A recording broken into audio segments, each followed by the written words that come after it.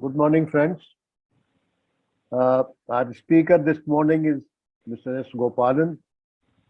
Gopalanji hardly needs any introduction to this group, but for those who are going to hear him for the first time, I'll briefly tell you all that Sri Gopalan is a chartered accountant by profession. He has been associated with the Valley School and also Krishna's teachings for more than 4 decades and has been a regular speaker before this group. Today he is going to talk to us on every act in life is predestined, a perspective from J. Krishnamurti. I am sure, like all his lectures, going to be very, very interesting and thought-provoking. And with these words, I want to extend a very warm welcome to Gopalanji, and also want to thank him on behalf of the Indore Study Circle that he kindly agreed to our request and is with us today for this talk. So, Gopalan sir, the floor is yours now. Thank you, Dubeji. Every act in life is predestined is a very, very ancient saying in the Indian scriptures. Why is perspective of Krishnamurti necessary to look at? See, inquiry and insight alone lead to truth, but perspectives assist inquiry. No, all inquiry begins from thought intellect with assumptions, theories, suppositions.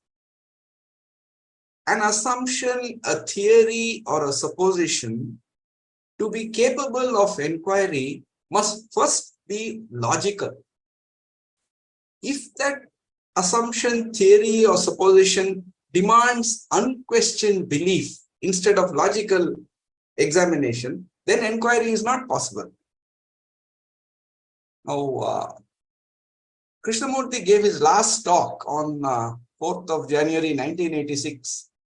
We happened to be there at that time.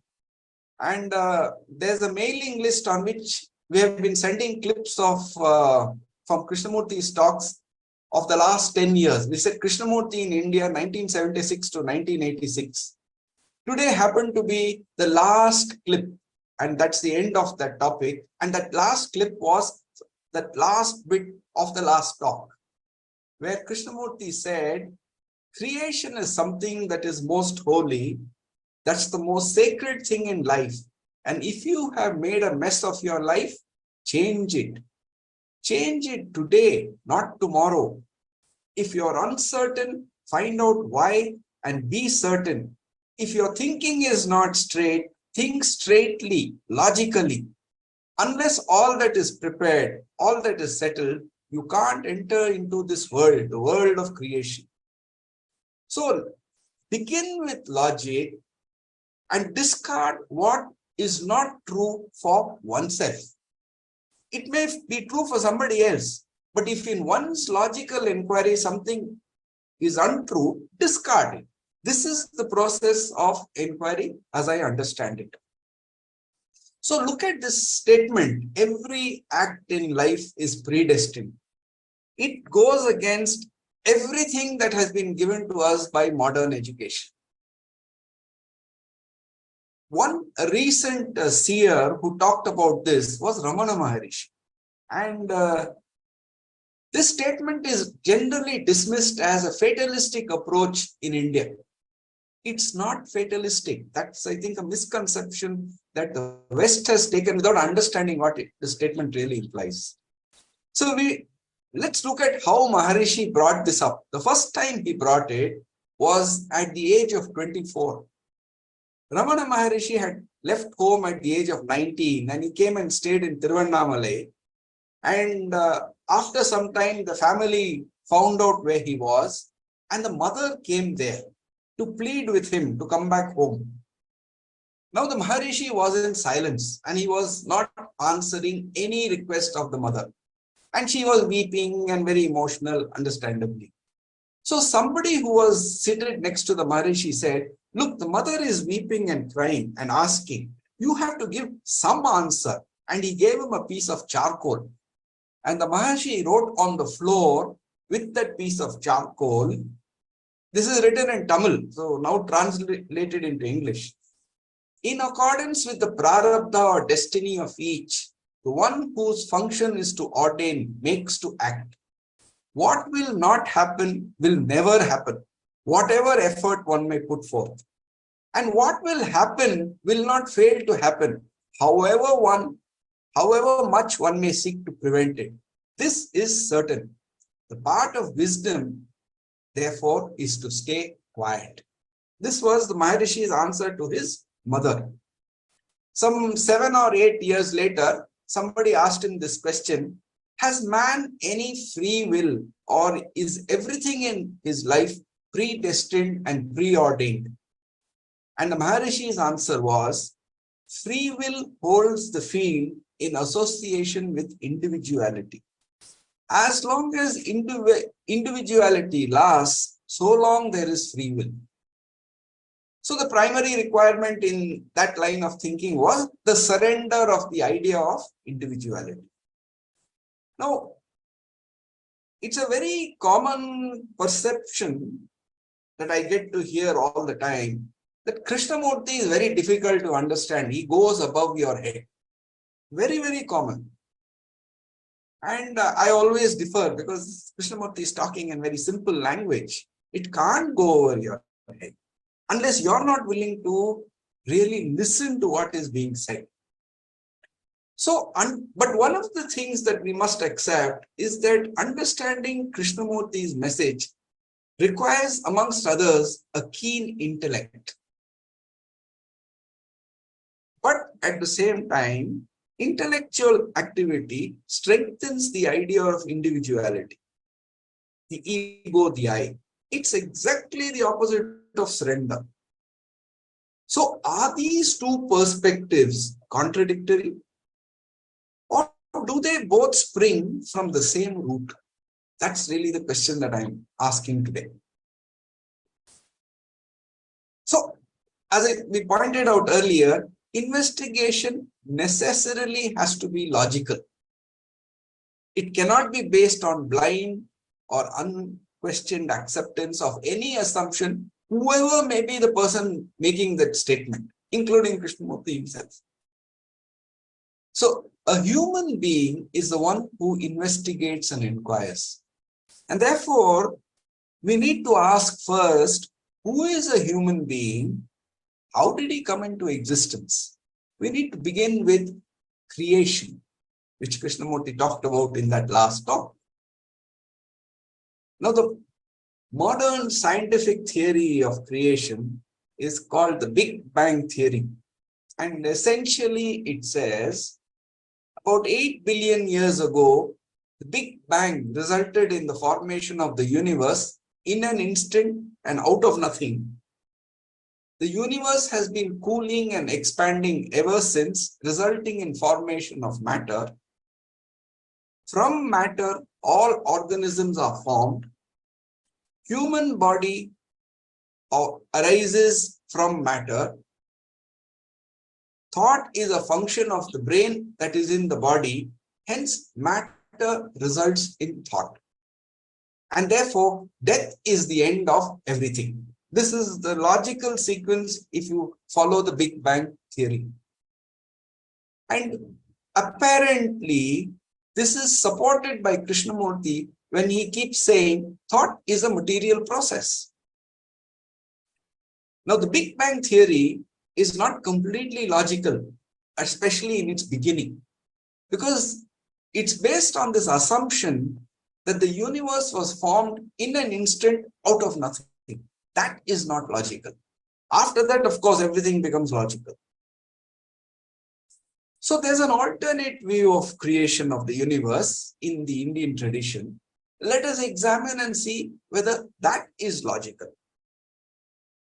The Vedic approach to creation is completely different from the modern science and the Big Bang theory. You must all be aware that in this view, energy consciousness creates egotism, and energy interacting with egotism creates mind, Mind creates the elements, the five elements, and the qualities of Rajas, Tamas, Sattva. And the interaction of this give rise to 5 layers of consciousness, which is called koshas. So these layers are beginning with the subtlest layer, they go up to the grossest layer. And these 5 layers are grouped into 3 states of consciousness. There is the causal state of consciousness, which is called the Anandamaya Kosha. There's the astral state of consciousness, which is called the Vijnanamaya and the Manomaya Kosha. And then there's the waking state of consciousness, which is called the Pranamaya and the Annamaya Koshas. Human sense organs can only perceive at the level of the Annamaya and Pranamaya Koshas when the body, the gross body, is in existence. These sense organs are not capable of sensing anything subtler than that. So the waking world that is revealed to us by our senses is only the world that is part of this kosha, the Annamaya and the Pranamaya Kosha. The other subtler expressions are too fine to be detected. But when we sleep in dreams, the physical body is insensate, its state of consciousness is muted, then the astral world becomes prominent, and its outstanding characteristic is its freedom from the physical body. So we know that in dreams we move from one place to another in an instant without any restriction. The emotional world have unhindered play. And then we also know that we have this state of deep sleep where both the physical and the astral are withdrawn, and that's the causal world. And that causal world consists only of causes that are yet to be expressed, yet to be worked out. Dreamless sleep is the characteristic of this stage.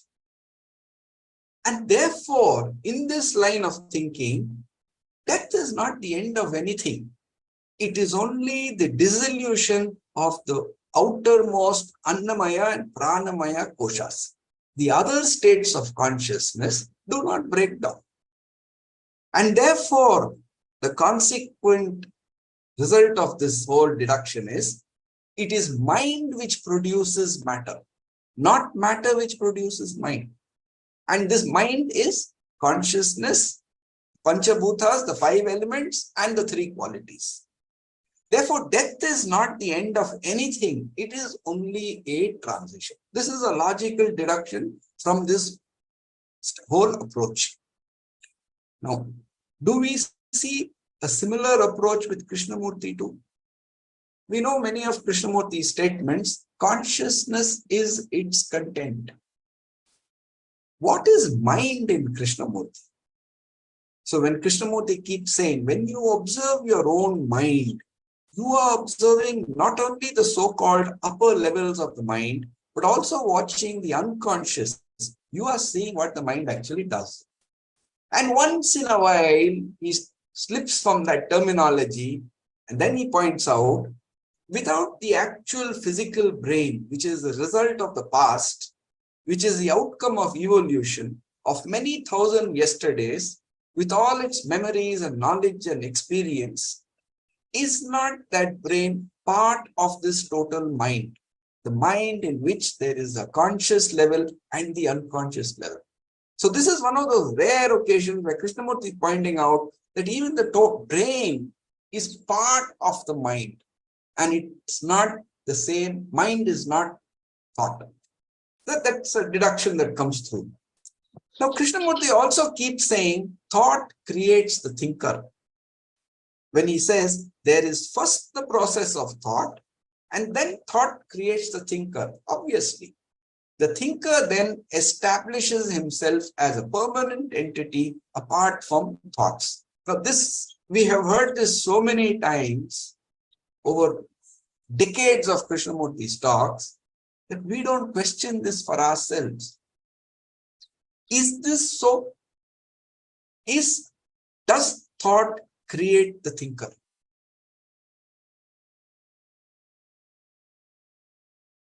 I would like to suggest that we have taken the statement of Krishnamurti literally and then stopped questioning. See, thought and thinker, are they not two sides of the same coin?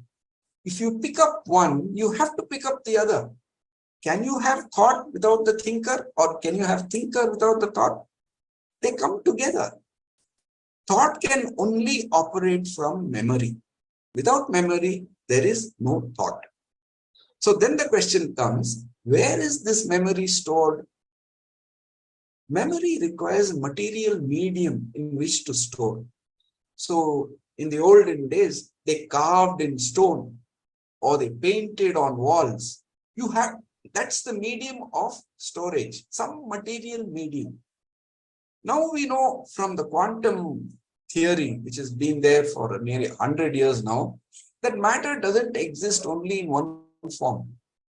You have subatomic particles, and as they become finer and finer, these particles sometimes behave like a wave of energy, sometimes they behave as a particle of matter. So in all of them, information can be stored.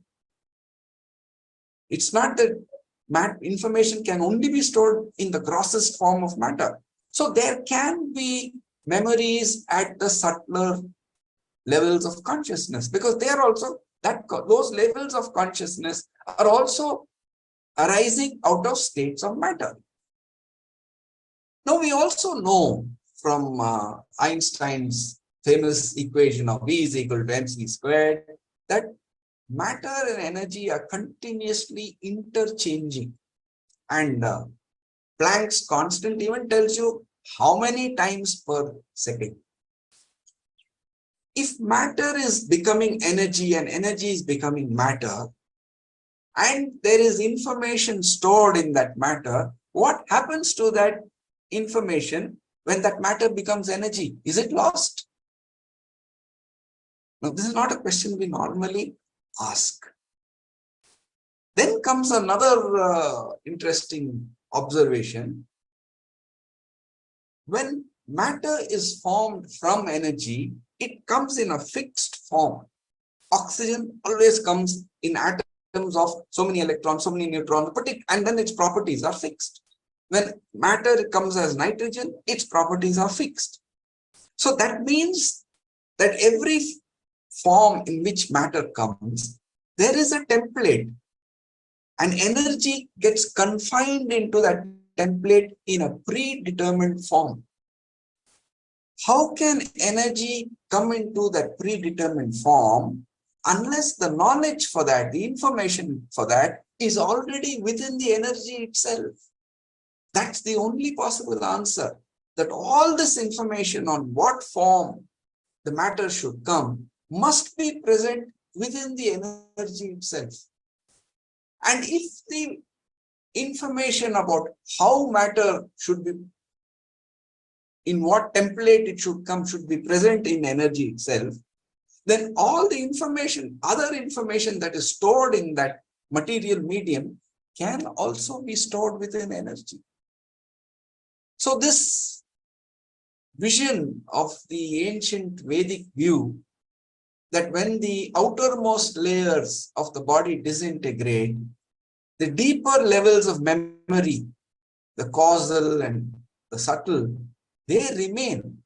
And when the universe dissolves and everything goes into the energy, they remain within that energy. And that allows the creation of another universe. Is that logical? To me, it seems it is. There's another example of this in science. You may have noticed it. A crystal, if you have done this experiment in school or college, to make a crystal, you take a very fine, usually a human hair, and you put a small piece of that matter at the end of it, and then you dip it in the solution. Then the material coagulates around that nucleus. Without a nucleus, you can't make a crystal. And the traditional Vedic view is saying that nucleus is egotism, the thought of the I. So the I is not something we just disintegrate at the time of death. Yes, at a gross level it disintegrates, but it's there at the origin of creation. It's that because you can't have a world outside unless you have divided it as the thinker and the thought. So without that separation, there cannot be that. So to me, that's a very, very, very logical deduction, which is worth investigating. It can't be dismissed as superstition or some belief. So therefore,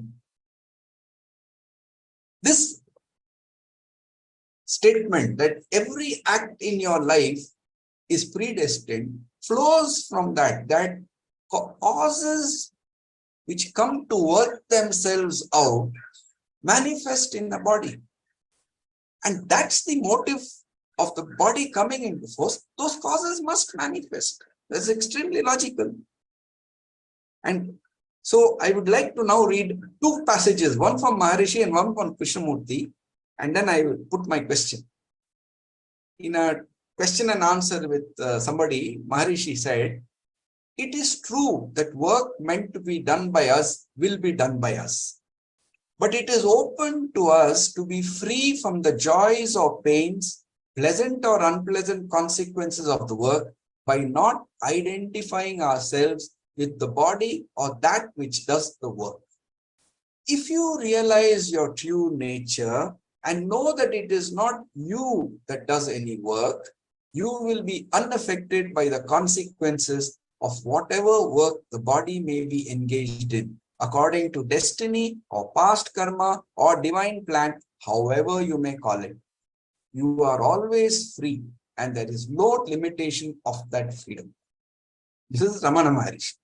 Now, Krishnamurti says, I hope you are aware of the significance of listening. You are not merely listening to me, to the speaker, but you are also at the same time listening to your own mind. You are not only listening to me, to the speaker, but you are also listening at the same time to your own mind. The mind is listening to itself because what is being said is merely an indication. But what is more important is that though through this indication, one begins to listen. The mind begins to listen to itself and is aware of itself, aware of every movement of thought. Now, is there any difference between these two statements except the way they have been said? So when Krishnamurti said, don't accept a thing that is said by the speaker, was not the implication, be original, express your own understanding. Nobody else's understanding matters. So your own understanding is what matters. Be original, but keep inquiring. Don't come to any conclusion. Is that not what really is the essence of it? And therefore, can we discard any such statement like this, which is quoted to us from the past? Thank you.